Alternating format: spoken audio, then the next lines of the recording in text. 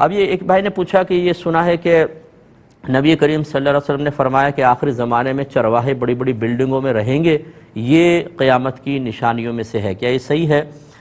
دیکھیں یہ چیز الفاظ یہ نہیں ہیں، بلکہ نبی کریم صلی اللہ علیہ وسلم نے یہ بیان فرمایا کہ آخری زمانے میں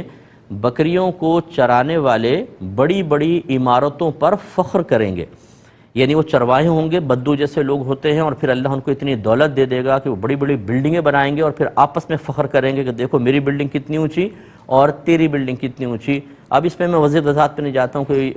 شاید کسی پر تنقید نہ ہو جائے، لیکن یہ آپ دیکھیں عرب کنٹریز میں خاص طور پر جو لوگ پہلے اس طرح تھے کہ وہ بکریاں وغیرہ چراتے تھے، اللہ تعالیٰ نے ان کو پیٹرول کی دولت عطا فرمائی، دیگر ذرائع سے انہوں نے مال حاصل کیا، اور پھر انہوں نے بڑے بڑے ہوٹلز اور بڑی بڑی بلڈنگز بنائیں۔ یعنی جو اب بنا رہے ہیں وہ پڑھے لکھے بچے ہیں، کہ اگلی نسل ہے جو ان کے آباء و اجداد اگر آپ دیکھیں بڑے سادہ قسم کے لوگ، گاؤں کے رہنے والے، لیکن اللہ تبارک و تعالیٰ نے ان پر وسعت فرمائی تو یہ معاملہ ہوا۔ تو یہ مطلب قیامت کی نشانیوں میں سے ایک نشانی ہے، یہ نہیں ہے کہ بڑی بلڈنگ میں رہنا یہ کوئی قیامت کی نشانی ہے، بلکہ بڑی بلڈنگز بنا کر اس پہ فخر کیا جائے گا، سرکار نے فرمایا یہ ایک نشانی ہے۔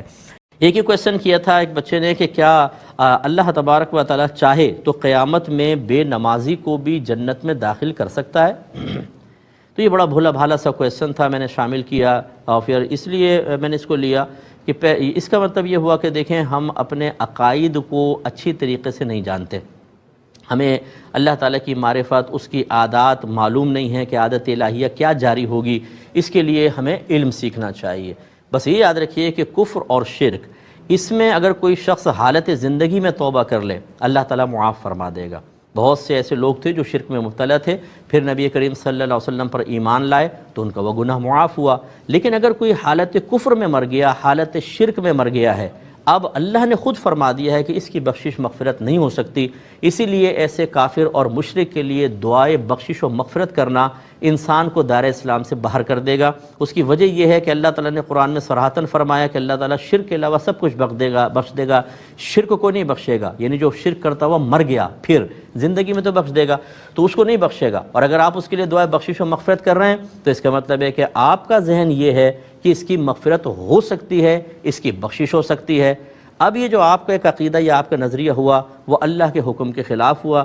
جس سے ظاہر ہوا کہ آپ کو اللہ تعالیٰ کی اس خبر پر اعتماد نہیں ہے، آپ اس کے بارے میں کم از کم شک میں ہیں، اور اللہ کے صریح حکم پر کوئی شک کا اظہار کرے، عملی طور پر یہ ثابت کر دے کہ میں اس کو مشکوک سمجھتا ہوں، وہ دائرہ اسلام سے خارج ہو جائے گا، لہٰذا ایسا آدمی دائرہ اسلام سے نکل گیا۔ باقی یاد رکھیں کتنا ہی بڑا گناہ کبیرہ کیوں نہ ہو، حتیٰ کہ خودکشی بھی، اس سے انسان دائرہ اسلام سے باہر نہیں نکلتا، اور یہ اللہ کی مشیت پر موقوف ہے۔ چاہے تو ایک آدمی زمین سے آسمان تک گناہوں کو بھر دے، اللہ تعالیٰ بخش دے اس کو اور جنت میں داخل کر دے، لیکن یہ آپ کو ترغیب نہیں دی جا رہی۔ یاد رکھیں کہ بے نمازی کے لیے بہت شدید سزائیں ہیں، اللہ کی مشیت پر موقوف ہے، چاہے تو معاف کر کے جنت میں ڈال دے، اور اگر وہ پکڑ پر آ گیا، وہ بے نیاز ذات ہے، تو اس کا عذاب بہت سخت ہے، بہت شدید۔ تو اس لیے ان باتوں کو معمولی بھی نہ سمجھا جائے، لیکن مطلب اس سے اتنا زیادہ خوف زدہ بھی نہ ہوا جائے کہ اللہ کی رحمت سے انسان مایوس ہو جائے۔ بیلنس قائم رکھنا چاہیے اور عقیدہ سیکھیے۔ اگر آپ مسلمان گھرانے میں پیدا ہوئے ہیں تو اس کا مطلب ہرگز یہ نہیں ہے کہ آپ کو اب عقیدہ نہیں سیکھنا ہے۔ اگر کوئی ڈاکٹر کے گھر میں پیدا ہو اور کہے کہ جی میرے تو ابا، میرے دادا، میرے چاچا سب ڈاکٹر ہیں تو میں بھی ڈاکٹر، بھائی یہ کیسے آپ ڈاکٹر؟ آپ پڑھے ہیں، آپ کو سب کچھ وہ کرنا پڑے گا جو آپ کے بڑوں نے کیا، تب کہیں جا کے آپ صحیح ڈاکٹر بنیں گے۔ ہمارے ہاں مسلمان گھرانے میں پیدا ہوتے ہیں، بولتے ہیں صاحب مسلمان ہیں، بھائی مسلمان تو ہو بھائی جان، لیکن جب تک عقیدوں کو دلائل کے ساتھ نہیں سیکھیں گے آپ کو اپنے عقیدے نہیں آئیں گے، اور جب عقیدہ آپ کے ذہن میں صحیح نہیں ہوگا شیطان آرام سے بگاڑ پیدا کر دے گا آپ کے عقیدے میں اور آپ کو دائرہ اسلام سے باہر خارج کر سکتا ہے۔ ایک کسی نے پوچھا ہے کہ بعض اوقات ہم جب یہ مکان بناتے ہیں تو اس کی بنیادوں میں کہا جاتا ہے کہ بکرے کا خون ڈالا جائے تو پھر برکت حاصل ہوتی ہے، کیا یہ صحیح ہے؟ دیکھیں اس کا اسلامی کوئی تصور نہیں ہے۔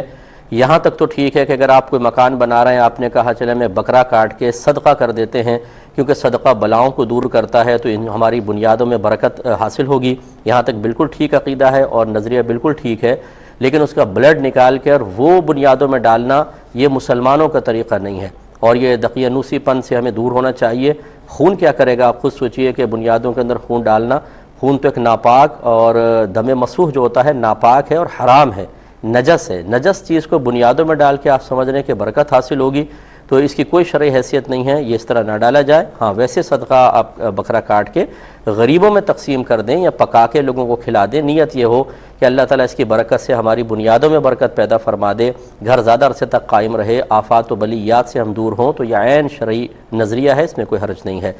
کسی ایک نے کویسچن کیا تھا کہ کیا یہ صحیح ہے کہ اگر سور کا نام زبان سے لے لیا جائے تو 40 دن کے لیے زبان ناپاک ہو جاتی ہے؟ ایسا کوئی شرعی تصور نہیں ہے، یہ ہمارے بعض اوقات گھروں میں مشہور ہوتا ہے، اور یہ کچھ ایسے ہوتے ہیں لوگ جو بیچارے کم علم ہوتے ہیں، وہ کہیں سے بھی بات سن کر پھر وہ اپنے گھر میں اس کو رائج کر دیتے ہیں، بچوں کو باقاعدہ کہتے ہیں کہ دیکھو اس کا نام نہ لینا، اس جانور کا نام نہ لینا ورنہ زبان 40 دن کے لیے ناپاک ہو جائے گی۔ حالانکہ آپ دیکھیں کہ قرآن عظیم میں خنزیر کا لفظ استعمال ہوا ہے۔ کیا کوئی معاذ اللہ یہ کہہ سکتا ہے بیوقوف آدمی کہ اگر آپ نے اس آیت کو پڑھا جس میں خنزیر کا لفظ لکھا ہوا ہے تو آپ کی زبان ناپاک ہو جائے گی، قرآن پڑھتے ہی 40 دن کے لیے زبان ناپاک ہو جائے گی؟ تو یہ بالکل غلط ہے، اس طرح کا کوئی شرعی تصور نہیں ہے۔ آپ 50 دفعہ نام لیں آپ کی زبان پاک رہے گی۔ وہ نجس ضرور ہے، اس کا ایک بال سور کا ناپاک اور نجس ہوتا ہے، لیکن وہ ظاہری نجاست ہے، آپ کی زبان سے اگر نام لیا جائے تو کوئی نجاست نہیں آئے گی۔